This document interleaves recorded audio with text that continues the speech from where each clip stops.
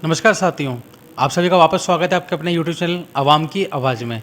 साथियों, आज हमारे संग जो व्यक्ति मौजूद हैं वो किसी पहचान की मोहताज नहीं है। गुजरात में आम आदमी पार्टी के सबसे फेमस चेहरे के तौर पे यशोदान भाई।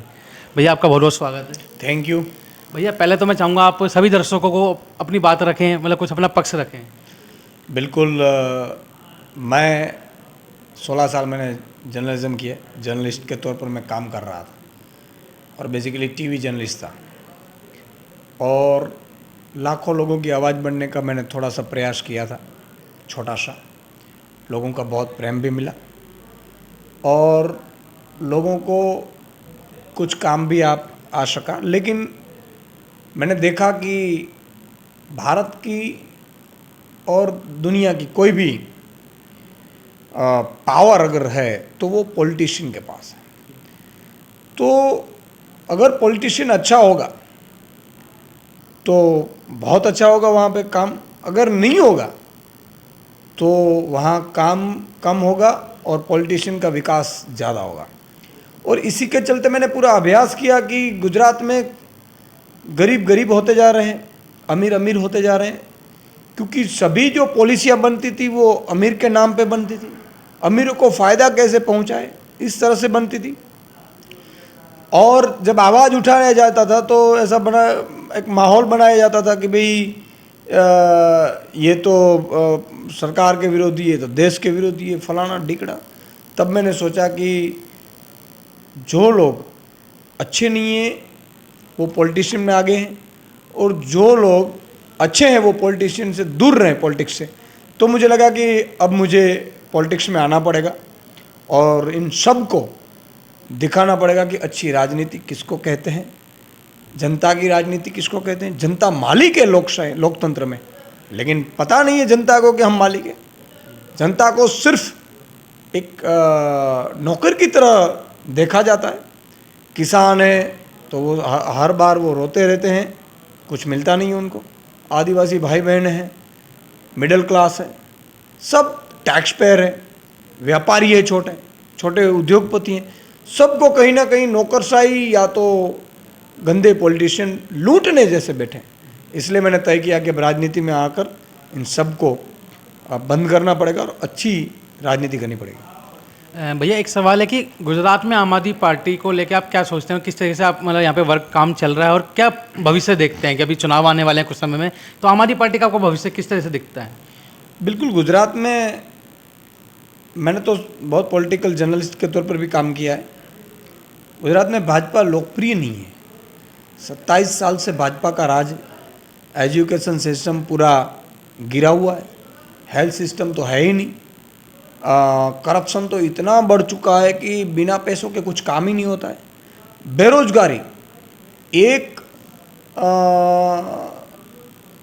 पंचायत सेक्रेटरी की एग्ज़ाम के लिए अगर नॉमिनेशन खुलता है तो 25 लाख युवाओं ने नॉमिनेशन किया। LRD की एग्ज़ाम के लिए जो पुलिस कांस्टेबल होता है उसकी एग्ज़ाम के लिए 12 लाख नॉमिनेशन होते हैं, यानी कि 50 लाख बेरोजगारी का कोई है ही नहीं रास्ता। तो बहुत परेशान है। और मुझे पता है कि आम आदमी एक ऐसी पार्टी है जो लोगों के लिए काम करती है, स्वच्छ राजनीति करती है, मुद्दों की राजनीति करती है। कभी आम आदमी ये नहीं कह रही कि हम इस कास्ट के हैं इसलिए हमें वोट दो। ये कह रही कि आपको अगर ये चाहिए, एजुकेशन, हेल्थ, रोजगारी, अच्छी शिक्षा, आपके बच्चे का भविष्य, तो हमें वोट दो। तो मुझे लगा कि आम आदमी पार्टी का भविष्य बहुत बड़ा है गुजरात में, और हम बहुत आशा रख रहे हैं कि जनता बहुत साथ देगी। भैया एक पंजाब में भी बहुत बड़ी जीत मिली आम आदमी पार्टी को, तो क्या आपको लगता है उसका इम्पैक्ट गुजरात में मिलेगा? उसका कितना फ़ायदा आपको लगता है मिलेगा? बिल्कुल मिलेगा, क्योंकि पार्टी जब बड़ी होती है ना तो लोगों को एक विश्वास होता है। अभी तक पार्टी एक ही राज्य में थी तो लोगों को लगता था कि भाई ये दिल्ली के लोग चुन कर लाए हैं, दिल्ली छोटा सा है, पूर्ण राज्य नहीं है, तो आ सकती है। लेकिन जब पंजाब में आया तो लोगों को विश्वास आया कि नहीं, आम आदमी पार्टी तो फ्यूचर है। आम आदमी पार्टी की जो नीतियां है वो अच्छी नीतियां दूसरे राज्यों के लोग भी स्वीकार कर रहे हैं, हमें भी करनी चाहिए। तो इस तरह से गुजरात में भी बहुत बड़ा फैक्टर काम किया है। मान लो कि 50% काम हमारा इजी हो गया है, कि लोगों को विश्वास बैठ गया है कि अब तो आम आदमी गुजरात में भी आ सकती है। आपको क्या लगता है, आपका मतलब मेन अपोजिशन आप कैसे मानते हैं अपना, जो आपको चुनाव में आपके सबसे ज़्यादा किससे मुकाबला रहेगा, बीजेपी से या कांग्रेस से? देखो, बेसिकली तो हमारा मुकाबला मुद्दों से रहेगा, लेकिन अगर पॉलिटिकल पार्टी से देखें तो यहाँ बीजेपी का शासन है, कांग्रेस तो वैसे ख़त्म हो चुकी है, तो यहाँ बीजेपी वर्सेस आम आदमी होगी, और उसको आम आदमी वर्सेस खास आदमी कह सकते हैं, क्योंकि वो खास आदमी की सरकार है, हम आम आदमी की, और आम आदमी जब तय कर लेता है तब चन्नी जैसे लोग भी हार जाते हैं, सीएम फैस भी हार जाते हैं। वैसा ही माहौल पंजाब और दिल्ली में जैसे सुनामी आई, वैसी सुनामी मुझे गुजरात में आम आदमी पार्टी की अगले चुनाव में दिख रही है। एक कार्यकर्ताओं लगातार जो हमने ये आपका ट्वीट भी किया था, तो पूछना चाह रहे थे कि मतलब एक नेता के तौर पे कैसा दिनचर्या होती है, मतलब क्या दिन भर में क्या करते हैं, परिवार से मतलब कितना दूर हो जाते हैं एक तरह से, वो मतलब कॉम्प्रोमाइज़ क्या क्या करने पड़ते हैं एक नेता को, कि बहुत से लोग सोच लेते हैं कि भाई ये बड़े पद पे पहुंच गए नेता हैं तो इनकी तो ज़िंदगी आराम से कट रही होगी, उस चीज़ को लेकर जानना चाहते हैं कि जो लोकल वॉलंटियर है वो भी सोचता होगा कि उसके नेता क्या करते हैं, किस तरीके से दिन काटते हैं। बिल्कुल अच्छा सवाल है। देखो, मैं छोटी कम उम्र में चैनल हेड बन चुका था, एक लग्जरी लाइफ थी, मैं दिल्ली का प्रोग्राम होस्ट करता था, लाखों लोग कर्फ्यू लग जाता था मेरे प्रोग्राम देखने के लिए, ये लोगों का प्रेम था। और लेकिन जब मैंने पॉलिटिक्स में आने का सोचा तो बहुत संघर्ष है। यहाँ ऐसा नहीं है कि सुबह से लेकर शाम तक इतनी बातें आपके सामने आएगी, एक तो पक्ष की तरफ से एक अंदरूनी, दूसरा कि सुबह से रात का 11-12 बन जाते हैं, इतना काम का लोड, और जब प्रदेश का नेता होते हैं तो स्वाभाविक तौर पर पूरे प्रदेश के जो कार्यकर्ता वॉलंटियर हैं वो आपको या तो मिलना चाहते हैं कोई ना कोई, या तो बात पहुंचाना चाहते हैं, अगर बात नहीं करते हैं तो भी उसको बुरा लग जाता है, और करते हैं तो आप पहुंच नहीं पाते हैं। तो फैमिली का टाइम, जो मैं जब जॉब करता था तब तो मैं एक लग्जरी लाइफ जीता था, हाँ वहाँ पे भी मुद्दा उठाता था, लेकिन मेरा एक लिमिटेशन था।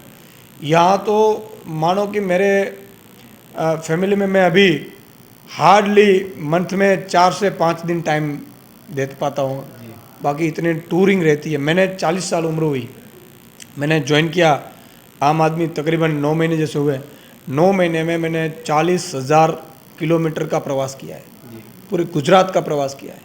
फैमिली को भी टाइम देना बहुत मुश्किल है वहाँ से भी, क्योंकि मेरे कोई फैमिली में राजनीति में नहीं है, कोई नहीं था, और मेरे फैमिली भी नहीं चाहती थी कि मैं राजनीति में आऊँ, लेकिन मेरे एक समाज सेवा का जो कीड़ा था, कुछ करने का लिए, दूसरों के लिए मर जाना, ये मेरा जो एक अंदर की भावना थी वो मुझे लेकर आई है। तो फैमिली से लेकर टाइम से लेकर सब कॉम्प्रोमाइज़ करने पड़ते हैं। तो ये तो पर्सनल लाइफ है, डिस्टर्ब तो होगी, लेकिन जब हम सोचते हैं कि बहुत लोगों का भला करने निकले हम, तब ये सब भूल जाते हैं हम।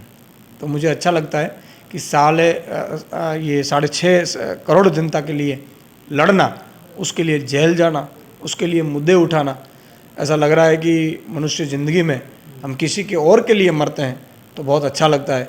और जब बहुत टेंशन आता है तो ये भी सोचते हैं कि महाराणा प्रताप ने अगर ये सोचा होगा कि मैं क्यों इसके लिए सिर्फ लड़ूं, मैं भी तो आज वो इतिहास में अमर नहीं होते। इसे कितने लोग, हमारे शहीद आजम भगत सिंह ने ये सोचा होगा कि नहीं, अंग्रेज़ों के सामने झुक जाऊं तो मैं बच जाता हूं, लेकिन उन्होंने नहीं सोचा, तो आज भगत सिंह को याद करते हैं। तो ज़िंदगी तो कितनी जीनी है पता नहीं है, लेकिन अगर परमार्थ के लिए, दूसरों के लिए जीते हैं और मरते हैं तो मुझे लगता है कि लोग आपको ज़रूर याद रखेंगे। एक आखिरी सवाल ये पूछना चाहूँगा कि 2 तारीख को जैसे रोड शो है अरविंद केजरीवाल जी दिल्ली के मुख्यमंत्री, और पंजाब के जो भी नए मुख्यमंत्री बने भगवंत मान जी का, तो उसकी तैयारी किस तरह से चल रही है और लोगों में क्या उत्साह है उसको लेकर?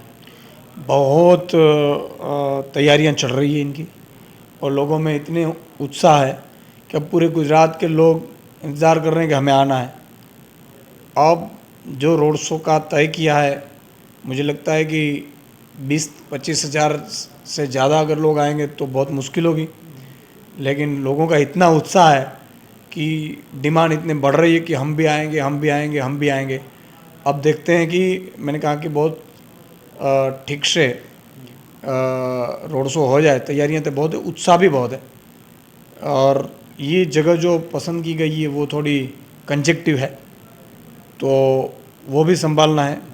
पुलिस भी डर रही है कि 2 सीएम आ रहे हैं, तो ज़्यादा अगर कहीं बढ़ ना जाए संख्या, लेकिन संख्या बहुत आने के लिए तड़पापड़ है, तो मुझे लगता है कि संख्या तो बढ़ेगी। तो ये आपने पूरा इंटरव्यू सुना हमारे संग में सर भैया थे। हम मुबारकबाद देते हैं आपको, कहते हैं और शुभकामना कर देते हैं कि आम आदमी पार्टी को अच्छा प्रदर्शन करें और जिस तरीके से दिल्ली में जो काम करे और पंजाब में कर रहे हैं वही काम वो गुजरात में भी आगे बढ़े। जी धन्यवाद। बिल्कुल धन्यवाद।